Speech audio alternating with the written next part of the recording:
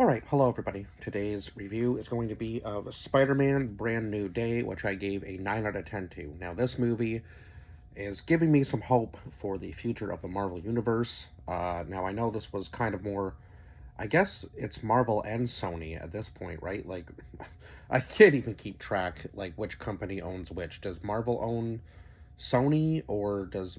Yeah, like, I know, like, certain companies own the rights to certain things in Marvel, so it's big mess. But I don't think Disney... Did Disney buy out Sony? I don't know if they did. But anyway, this is probably one of the best movies that I've seen in a while. And no spoilers for the movie that I got to see anyway. Um, yeah, usually there's something online posted. Now, I know I did see the whole movie was somehow uploaded to X. I'm sure it got taken down pretty quickly, but yeah, it was just kind of crazy that somebody was able to upload the whole movie there. And it was real, so yeah, I guess that would maybe be one of the spoilers, I guess, but it wasn't a very good quality one, so yeah, happy that I got to go see it in theaters, in an AVX theater with surround sound, just made it even better, and it was one of the first movies that I've seen in a while that was actually worthy of like a D-box seat, as far as that goes, but I kind of knew it would be, being a Spider-Man movie, like, right, lots of movement, lots of action, a lot more actually action than I thought there was going to be. Like him fighting with the Hulk, and then obviously like everybody else's just storylines colliding together. The Punisher being in this movie was great. Now I think that John Bernthal is going to be done with the Punisher after this, unless they give him like creative freedom in order to do like anything that he wants with his own character. But so we'll go over the cast list, of course. So Tom Holland, who played Peter Parker and Spider-Man, Zendaya, who plays MJ, Mark Ruffalo, who plays Bruce Banner and Hulk, John Bernthal, who plays Frank Castle and Punisher. So again, these are just like their actual names, and like I guess technically like almost like their alter egos, I suppose you could say. Um, Jacob Batalon plays Ned Leeds, who is one of Peter's friends, who obviously doesn't remember him at this point, right? Because if we remember from the last movie, everybody was going to discover who Spider-Man was, so he had to go in and kind of like wipe their memories. Or they were going to find out who Spider-Man was, so he took the path that he thought was going to help everybody and wiped their memories clean so that nobody knew the true identity of Spider-Man, so now he has to hide it from everybody, right?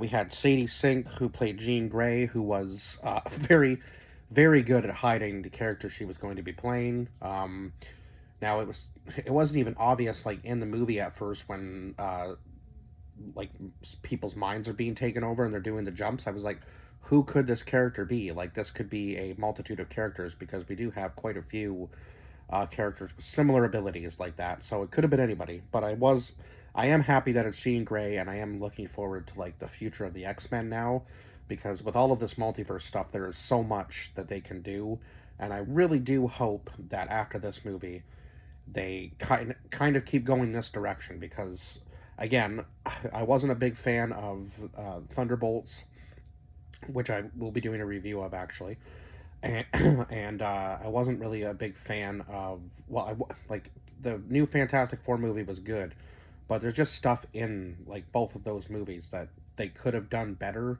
and they just kind of flopped in certain parts for me. And this movie was, yeah, just a really good one. Best out of the last few so far, anyway.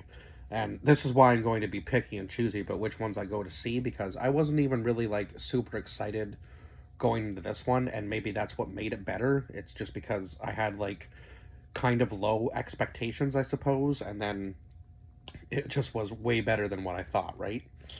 Florence Pugh, who played Yelena Belova and Black Widow, so I guess she must be taking Scarlett Johansson's spot, and like, yeah, now she's going to be like the actual Black Widow character. Obviously, from Thunderbolts, we know that they're like the new Avengers, right? So they're slowly kind of like passing the torch, I suppose, to everybody new. Lisa Colin Zayas played Detective Jean DeWolf, who was kind of, I guess, like Spider-Man was working with the police, obviously.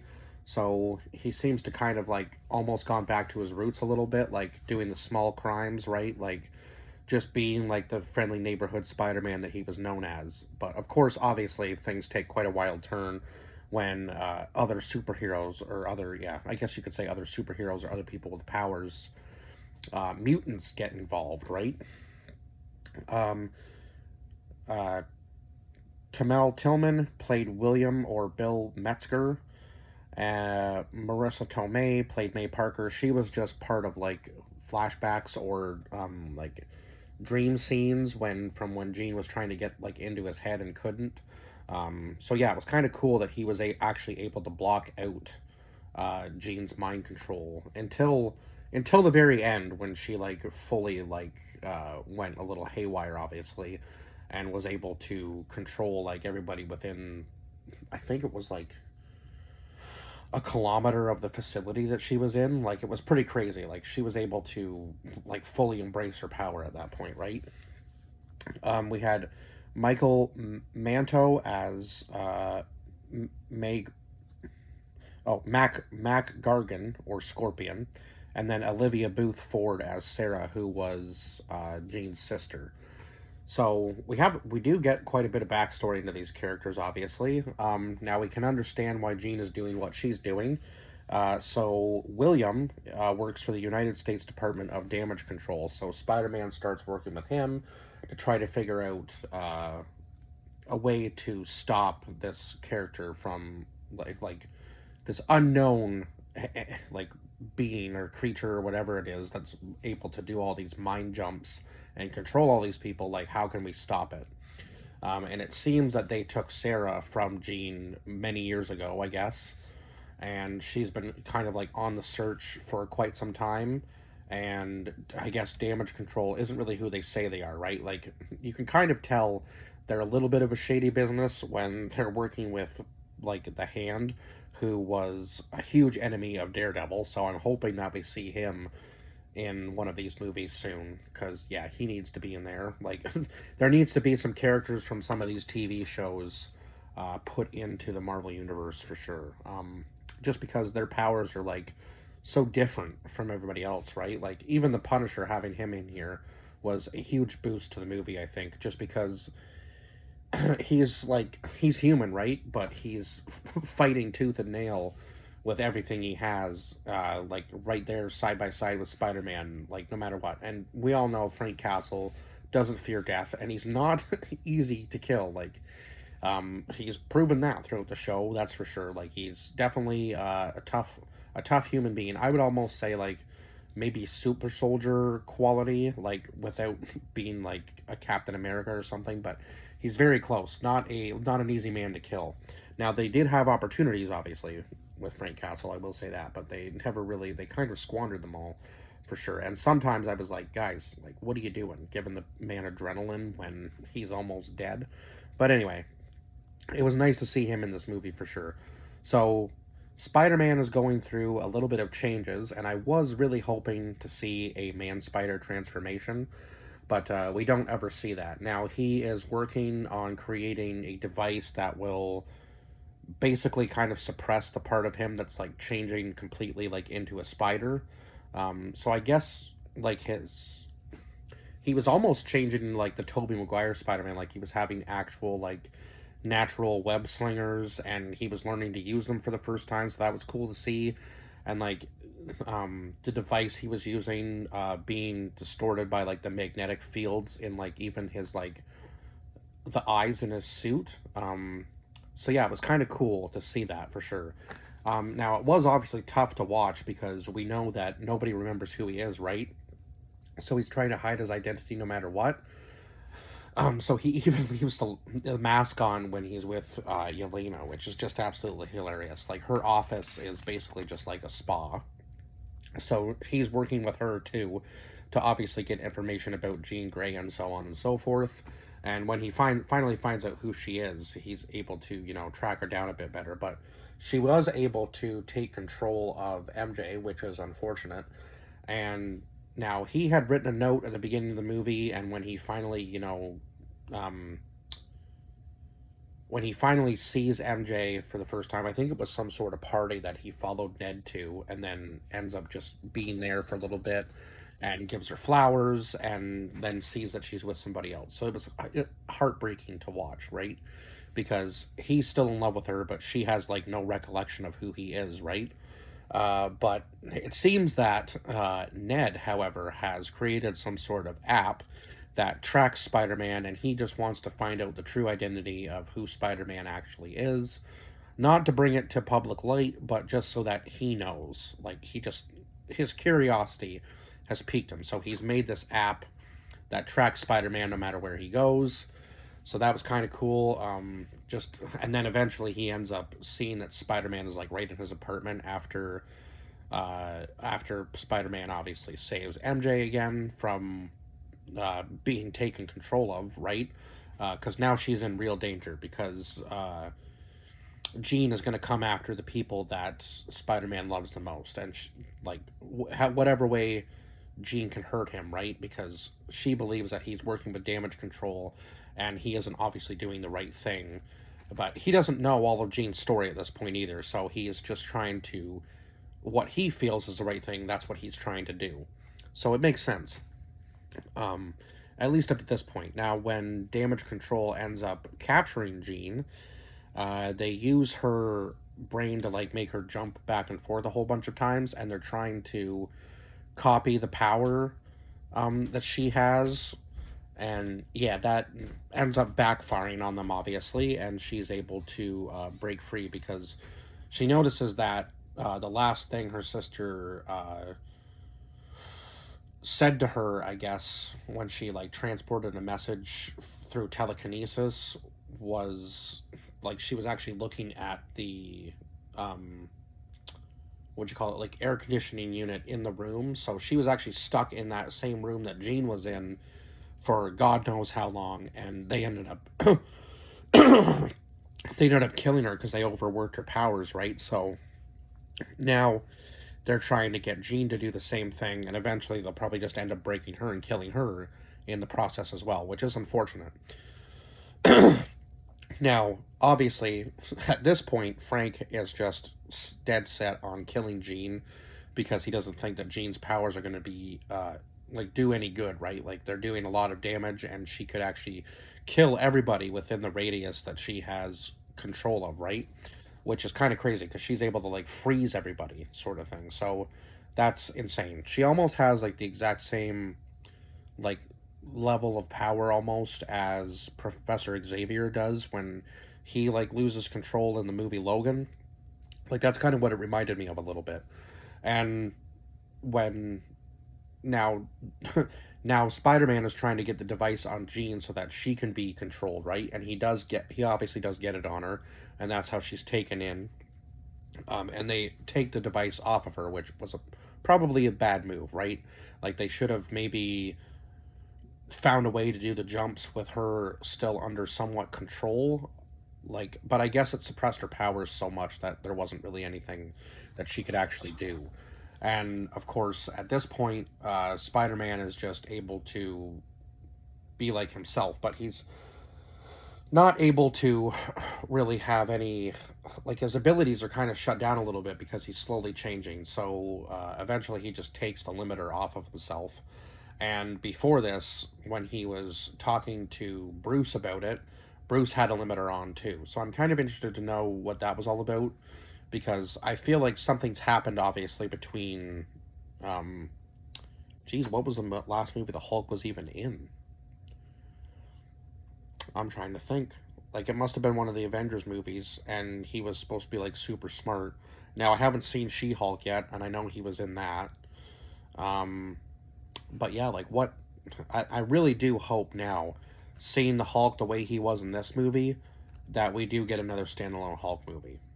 Because they did him right finally in this movie. I was like, oh my god, he's not just like the two people commingled together. He's actually the Hulk again, and he's gone completely off the rails. Now, this could be because Jean was trying to control his mind, right? And he just finally broke. But he did mention in the school, too, earlier on in the movie, that he was using the limiter because if he didn't have it on, he was going to go insane anyway. So something's been happening to him that's been making him go crazy. And I think we might learn more about it in Avengers Doomsday. I kind of feel like maybe the Hulk is sensing the true danger of what Doctor Doom, like with Doctor Doom coming. I feel like the Hulk might be able to sense that danger, so the Hulk needs to be in full like God mode in order to obviously beat Doctor Doom. That's just my thought. That's just my thinking on that. So I guess we'll see. So eventually, Peter is obviously able to make it to Jean after he takes off like his own limiter and just realizes that he can control himself, and he's not just Spider-Man, he is Peter Parker and Spider-Man, so he kind of learns to like balance it throughout the movie. Now, when he first changes and he's like in a spider web and just doesn't realize what's going on, and is trying to create this device to slowly like diminish that side of his powers, and talks to Bruce about making like a universal one, and then even tries to put it on the Hulk, but he's not getting through the Hulk's skin. And eventually he is able to kind of like get through to Bruce a little bit, and Bruce just kind of like lets himself fall off of the building.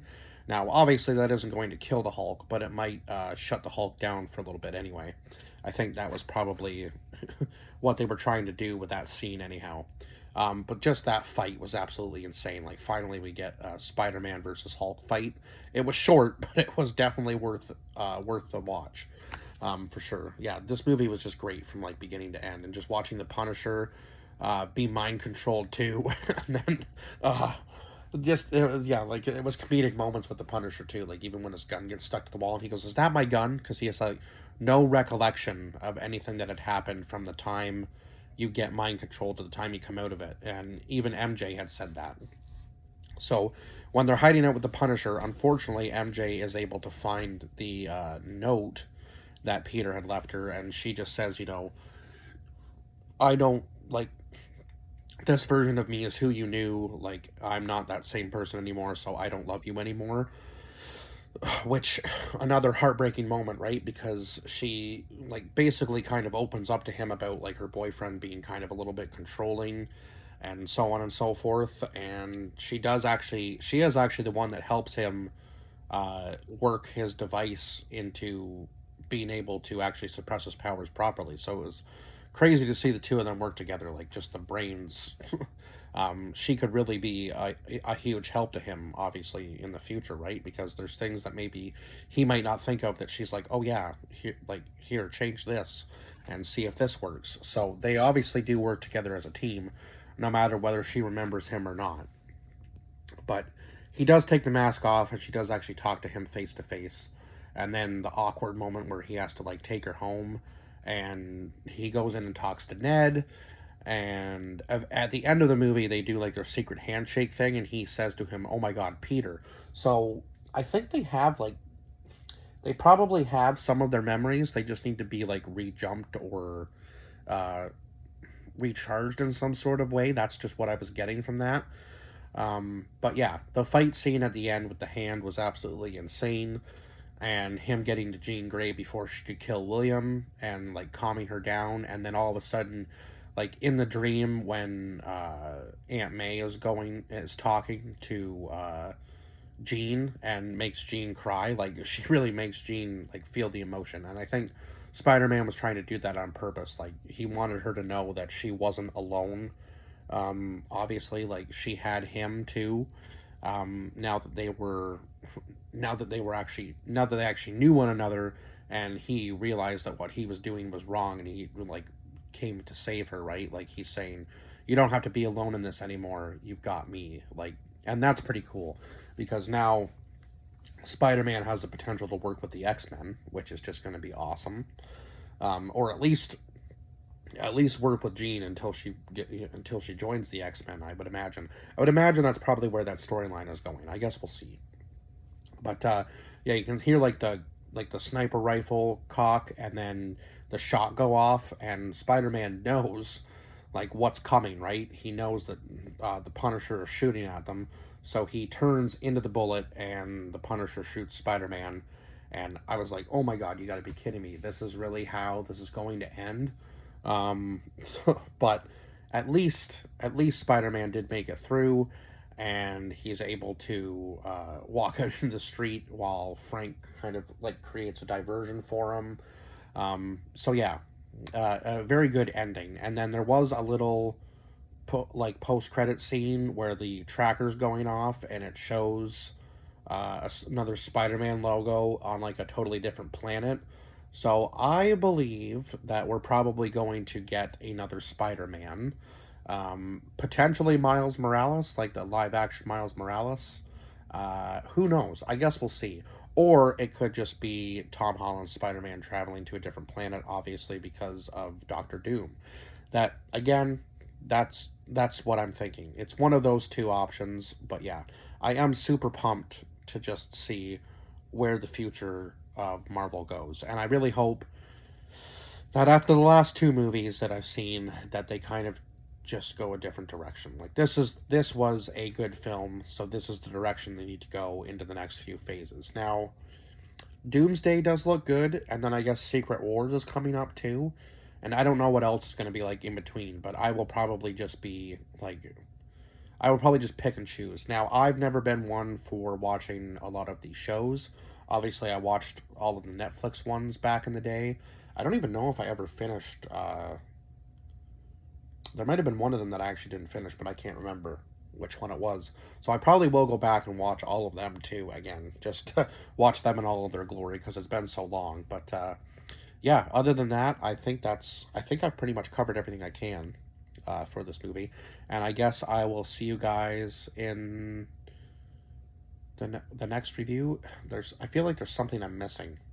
I guess I guess I could talk about too when he's like first losing control and he's fighting Scorpion and like almost kills a cop. Like that's when he was like kind of reeled it back a little bit and was like, "Oh my God, what have I done?" sort of thing. But yeah, like the main enemy in this was Scorpion and then obviously Jean. So are we gonna get like the Sinister Six potentially coming up? Like I was thinking because there was a lot of cameos from quite a few villains in this movie, but they happened so fast and they were like so small that I was like, Scorpion seemed to be like the big one. But there was a couple that I would have liked to have seen, but I won't. I guess you kind of can catch on to maybe who I mean by that. I don't want to spoil too much, but anyhow, yeah. Other than that, now I think that is it, and I will see you guys in the next review. 9 out of 10 if I didn't already say that for this movie. Bye bye for now.